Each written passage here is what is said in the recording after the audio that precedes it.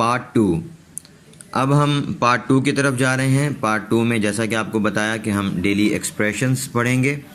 آج کے ہمارے جو ڈیلی ایکسپریشنز ہیں وہ ہیں offering some one your services, یعنی کسی کو اپنی خدمات پیش کرنا، یعنی کسی کو یہ پیشکش کرنا کہ میں آپ کا کوئی کام کر دوں. اس کے لیے مختلف قسم کی تعبیرات ہیں. یہ دیکھ لیں آپ تعبیرات، میں ساتھ ساتھ ان کا معنی بھی بتاتا رہوں گا اور پڑھ کر بھی سناتا ہوں آپ کو. نمبر 1، السلام علیکم. How can I help you? How can I help you? How can I help you? میں آپ کی مدد کیسے کر سکتا ہوں؟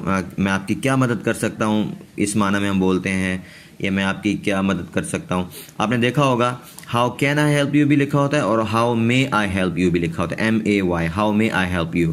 یہ اگر آپ کسی اسٹور وغیرہ پہ، بڑے جو اسٹورز وغیرہ ہوتے ہیں اس پہ آپ جائیں تو وہاں جو طبقہ انہوں نے رکھا ہوتا ہے ملازمین کا، جو عملہ ہوتا ہے، وہ اس عملے کی عام طور پہ شرٹس وغیرہ پہ بیک پر یا فرنٹ پر لکھا ہوتا ہے how may I help you. وہ اس بات کی علامت ہوتی ہے کہ یہ یہاں پر جو ہے نا آپ کی خدمت کے لیے حاضر ہیں. آپ کو اگر کوئی چیز لینی ہے، کچھ سمجھ نہیں آ رہا تو آپ ان سے پوچھ لیں. اسی طرح بعض آفیسز میں جو معلومات کا کاؤنٹر ہوتا ہے تو وہاں پہ انفارمیشن ڈیسک لکھا ہوتا ہے بعض جگہوں پر، اور بعض جگہوں پر وہاں پر how may I help you کا وہ ایک تختی لگا دیتے ہیں. تو how can I help you, how may I help you, ان دونوں کا مطلب ہوا میں آپ کی کیا مدد کر سکتا ہوں. Number 2، is there any thing I can do for you? Is there any thing I can do for you? کیا میں آپ کے کسی کام آ سکتا ہوں؟ کیا میں آپ کا کوئی کام کر سکتا ہوں؟ یہ بھی اسی وقت بولتے ہیں جب آپ دیکھیں کہ لگتا ہے یار کسی شخص کو کسی کام کی ضرورت ہے، تو اس کو آ جاتے ہیں کہ جی میں کچھ مدد کر سکتا ہوں آپ کی. اس وقت ہم یہ بول سکتے ہیں is there any thing I can do for you. Number 3، can I take your bag please? Can I take your bag please?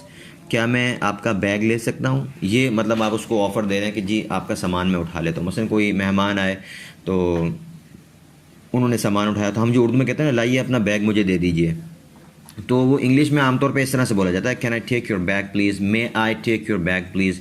تو کین اور مے لگا کر آپ بول دیں گے may I take your bag please, may I, can I take your bag please. اب bag کی جگہ پہ آپ کوئی بھی چیز لگا لیں، can I take your books please, لائیے اپنی کتابیں مجھے دے دیجیے. مے I take your quote please, لائیے اپنا کوٹ مجھے دے دیجیے. تو اس طریقے سے آفر کریں گے آپ. Number 4، shall I bring a cup of coffee for you? Shall I bring a cup of coffee for you? جی آپ کے لیے ایک کپ کافی لاؤں؟ یہ آفر کر رہے ہیں آپ اس کو، صحیح ہے. اس طرح کافی کی جگہ پہ آپ کچھ اور بھی لا سکتے ہیں. Shall I bring a cup of tea for you? Shall I bring a cold drink for you? Shall I bring a juice for you? صحیح ہے، کچھ بھی بول سکتے ہیں آپ. Number 5، I am at your service any time. اب یہاں پہ جو آئی ایم ہے اس کو آپ عام اپوسٹرافی لگ جائے گی، آئی کے بعد اے حذف ہو جائے گا، ایم ساتھ لگ جائے گا. آئی ایم کو ہم عام بھی بول سکتے ہیں. Am at your service any time, بولنے میں عام طور پہ وہ عام اس طرح ہی بولتے ہیں، am at your service any time. Number 6، am at your service any time کا مطلب کہ میں آپ کی خدمت کے لیے ہر وقت حاضر ہوں. صحیح ہے، آپ کو جب ضرورت ہو آپ مجھے بلا لیں. Number 6، it is an honour for me to be of any help. It's an honor for me to be of any help. یہاں پر بھی it is کو ملا دیں گے، I کو حذف کر دیں گے، وہاں پر apostrophe کا نشان لگ جائے گا. It's an honor for me to be of any help. It's an honor for me to be of any help. کہ آپ کی کسی قسم کی مدد کرنا جو ہے یہ میرے لیے اعزاز کی بات ہوگی. Number 7، pleasure to be at your service. Pleasure to be at your service، کہ آپ کی خدمت کا موقع ملنا میرے لیے بہت ہی خوشی کی بات ہے. Number 8، it will be an honor if you ask for something. It will be an honor if you ask for something. بھائی اگر آپ مجھے کوئی کام کہیں گے تو میرے لیے اعزاز کی بات ہوگی.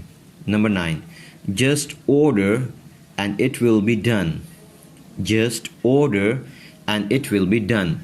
بس آپ کہیں اور ہو گیا. یہ ہم بولتے ہیں نا کہ آپ کہیں اور سمجھیں ہو گیا کام, تو اس کے لیے just order and it will be done.